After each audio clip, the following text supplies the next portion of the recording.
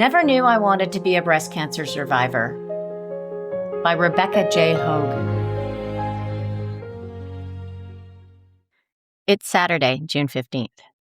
When the surgeon tells me that it's highly likely that I'll need a mastectomy, I do not internalize what that means.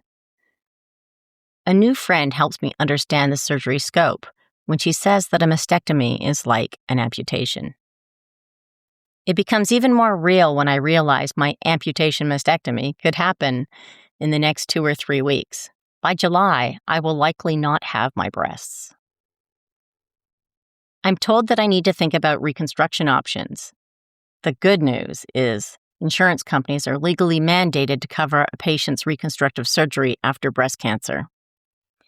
I must decide before my mastectomy because it will affect how the mastectomy surgery is done. At first, I don't want a mastectomy if it means I will be lopsided and have just one breast. When I find out that there might be another malignant tumor in my right breast, and that I might end up with bilateral surgery, being unbalanced may not be an issue.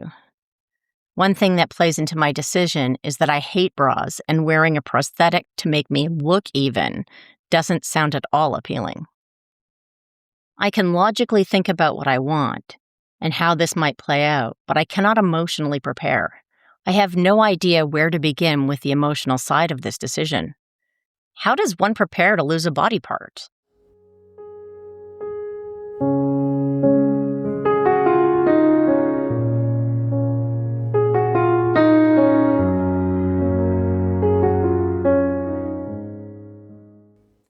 A version of this story, titled Window Shopping, was published in the Bay Area Young Survivors' third anthology, Agony and Absurdity: Adventures in Cancerland.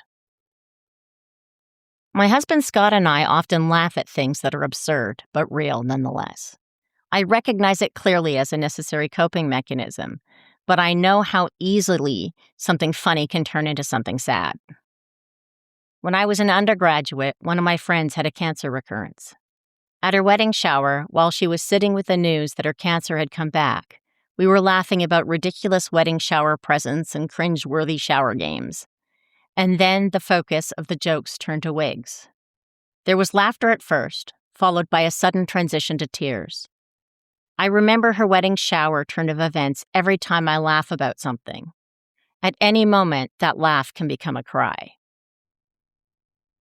Today's laugh is about prosthetic breasts. I learned that there are special prosthetic breasts for swimming. They even make aerodynamic prosthetic breasts. Who knew? I was reminded of Amy Mullen's TED Talk, It's Not Fair Having 12 Pairs of Legs. Amy talks about how having various prosthetic legs allows her to be different heights. She talks about legs as things that allow her to have superpowers. For example, when she wants to run fast, she has special legs for that. I laugh as my mind races. If I don't opt for reconstruction from breast cancer surgery, then I, too, can have multiple sets of prosthetics for multiple purposes.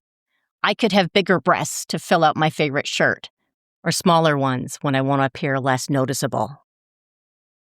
Then it occurs to me that people who might see me regularly would find it rather odd if my chest size kept changing. How would I go clothes shopping? Which breasts would I wear? If I were going to go into competitive swimming, would the breasts that I chose affect how fast I swim? Would that be considered cheating? Wading into the morass of breast cancer surgical decisions means exploring my options. Reconstruction requires a more complicated surgery and longer healing time. No reconstruction means a life of prosthetics. Scott and I walk around Sausalito. I find myself looking at other women's breasts. I never really noticed other women's breasts before, but now I'm drawn to them and I keep looking. I'm not even sure what I'm thinking when I'm looking. I laugh, then swallow tears. Prosthetics or not, I'm window shopping.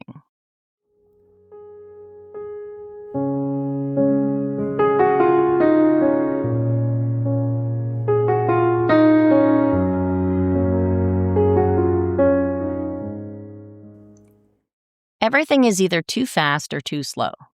I feel like the cancer is growing too fast. With each new ache in my body, I worry. Is that another symptom? Has the cancer spread or reached my lymph nodes? And things are too slow. I cannot even book appointments without the confirmation of an official pathology report. The good news is the doctor and surgeon guarantee that they'll fit me in when my pathology report comes back, which makes sense. They cannot recommend anything without all the report's vital information. Yet I want an appointment so I know that I will not be waiting unnecessarily. As the hours turn to days, I wonder if I'm overreacting. What if it's just a minor cancer? Since 1 in 8 women will get breast cancer in their lifetime, is that a big deal? A new friend points out a New York Times article, Why Everyone Seems to Be Getting Cancer, which he finds comforting. It argues that cancer is a normal part of aging. Unfortunately, this doesn't help me at all. In some ways, it scares me, because I'm too young.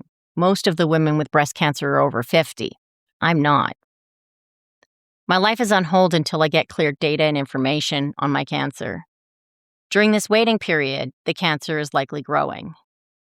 But it does give me time to consider my options, exercise and get stronger, and think about how I want to spend my time over the next year.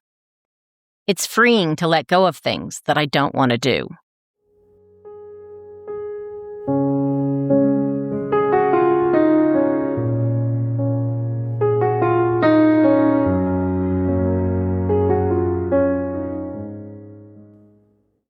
It's Monday, June 16th.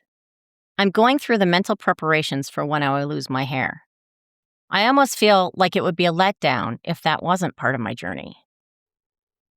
Without the all-important confirmed pathology, I feel like a faker, as if I don't have breast cancer. What happens if I don't have cancer?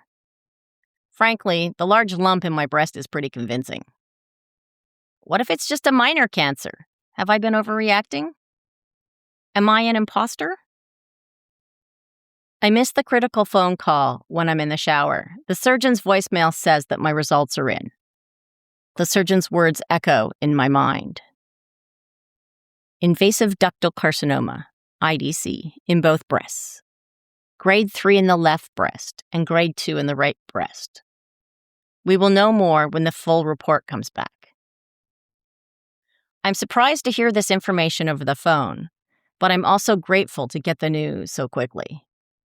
Learning about my cancer in small chunks gives me time to look things up and process the information before the next bit of news comes in.